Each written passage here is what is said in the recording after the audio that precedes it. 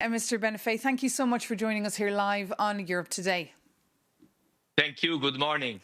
So look, if President Trump does follow through with his threats, we're looking at a full-blown trade war. What will that mean for Europeans?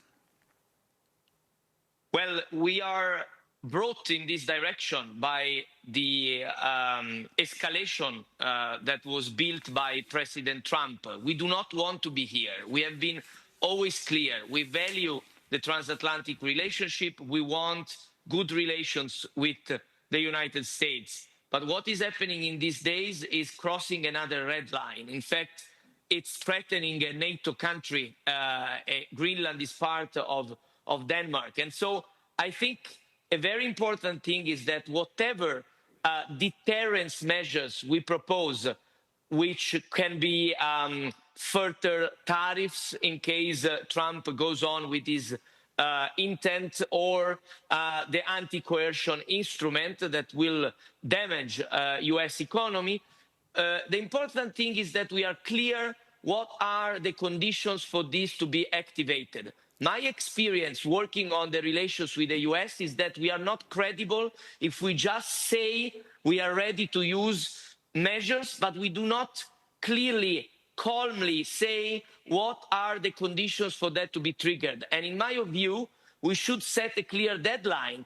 If in a few weeks we do not have clarity and an agreement on the future of Greenland, I think we need to be clear that the measures will be activated. Because now, of course, the EU is choosing diplomacy over these punitive tools. Why is now not the moment to use these tough trade measures, Mr. Benifei? Well, I think that any tentative to still have a diplomatic solution must be used until the very end. But there must be an end. The problem of Europe is that this end of the tentative to find a diplomatic solution sometimes seems to never end. And this is profited by, in this case, the US, who think we are not credible. We are not serious about the possible consequences.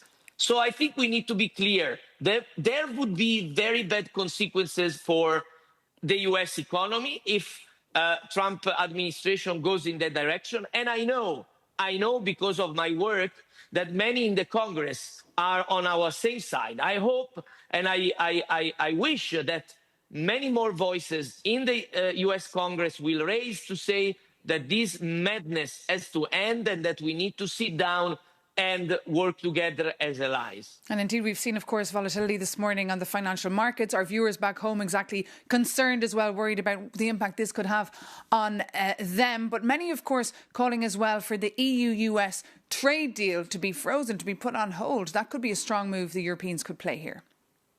Yeah, I think that's inevitable because as extra tariffs are being threatened, the agreement in this moment seems to be not fulfilled from the US side. There should never be such a threat of further tariffs because of the presence of military from a certain state in Greenland. But this is what we heard from President Trump. So inevitably, the vote that was foreseen next week in the Trade Committee of the European Parliament to actually advance the deal will be frozen. I'm sure this will be the result.